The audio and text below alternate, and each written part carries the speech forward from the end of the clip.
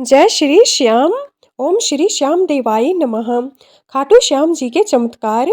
खाटू श्याम जी के चमत्कारों की कहानियों में आज राजस्थान के खाटू श्याम भक्त की कहानी है, जिन पर 37 लाख का कर्ज हो गया था। पर खाटू श्याम जी ने अपनी कृपा से, अपने चमत्कार से 37 लाख का कर्ज तो चुकता करवाया ही करवाया, साथ ही 21 लाख का प्रॉफिट भी दिया। खाटू श्याम जी के भक्त की कहानी कुछ साल पहले से शुरू होती है। यह एक दुकान चलाते हैं, जो सैलून की दुकान है। यह काफ़ी बड़ी दुकान है। इसे चलाने के लिए इन्होंने दुकान पर 3-4 कर्मचारी भी रखे हुए हैं, जो इस दुकान को चलाने में इनका काफ़ी सहयोग करते हैं। यह अपनी सैलून की दुकान को काफ़ी अच्छे से चलाते थे, पर इन्हें जीवन में कुछ संकटों का सामना करना पड़ता है। इनका पहले तो काम काफ़ी अच्छा चला हुआ था, 4-5 लोग भी दुकान पर रखे हुए थे।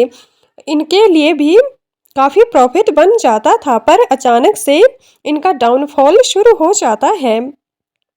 जहाँ से भी इन्हें प्रॉफिट होता था, वहाँ से हानि होने लगती है।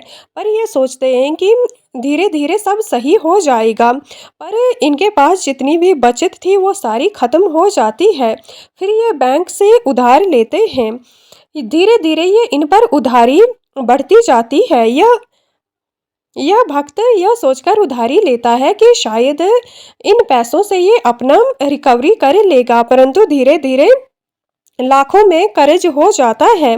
फिर भी ये हार नहीं मानता है और अपने लिए अपनी दुकान को फिर से रिकवर करने के लिए कर्ज लेता है। देखते ही देखते 37 लाख का कर्ज इन पर हो जाता है।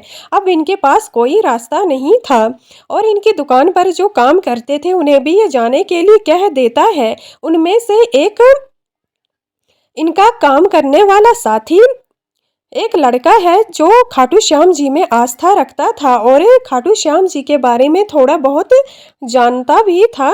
तो उसने इनसे कहा कि क्यों ना हम खाटू दरबार चलें, खाटू श्याम कोई ना कोई रास्ता ज़रूर दिखाएंगे। और यह लड़का कहता है कि मुझे पूरा भरोसा है कि श्याम हमें इस इतने बड़े संकट से भी उबार कर निकालेंगे। तो यह उनकी लड़के की बात मानकर उनके साथ खाटू जाने के लिए तैयार हो जाता है। यह श्याम भक्त और वह लड़का दोनों खाटू श्याम आते हैं।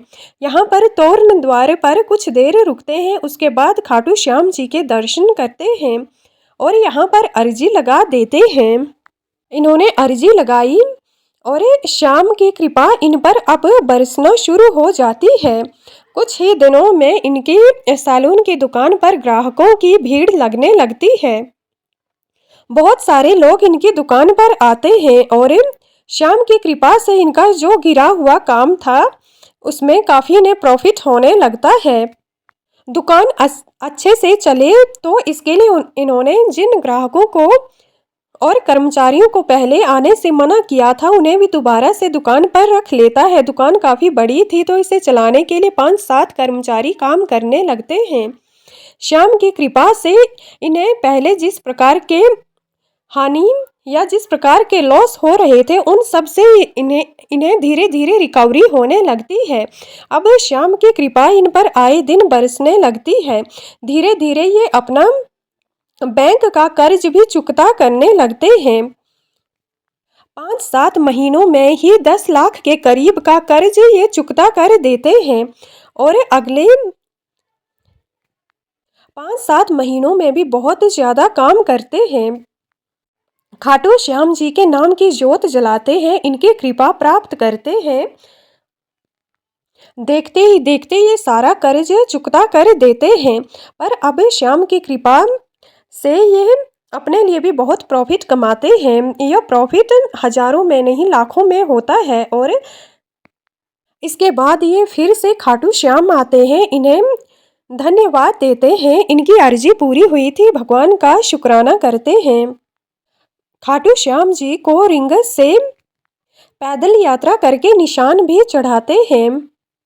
अब ये श्याम की नज़र में आ चुके थे, तो इनका प्रॉफिट यहाँ पर ही समाप्त नहीं होता है, जबकि आगे भी बढ़ता रहता है।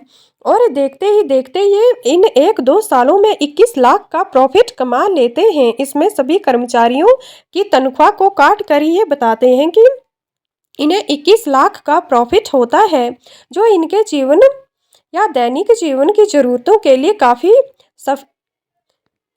सफिशिएंट है।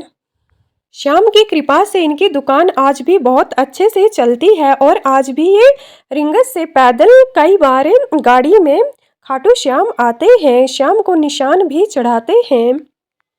श्याम की कृपा से इनके जीवन में अब किसी चीज़ की कोई कमी नहीं है, श्याम की अपार कृपा बनी हुई है। ऐसे ही आप सभी भक्तों पर खाटू श्याम अपनी अपार कृपा बनाकर रखें।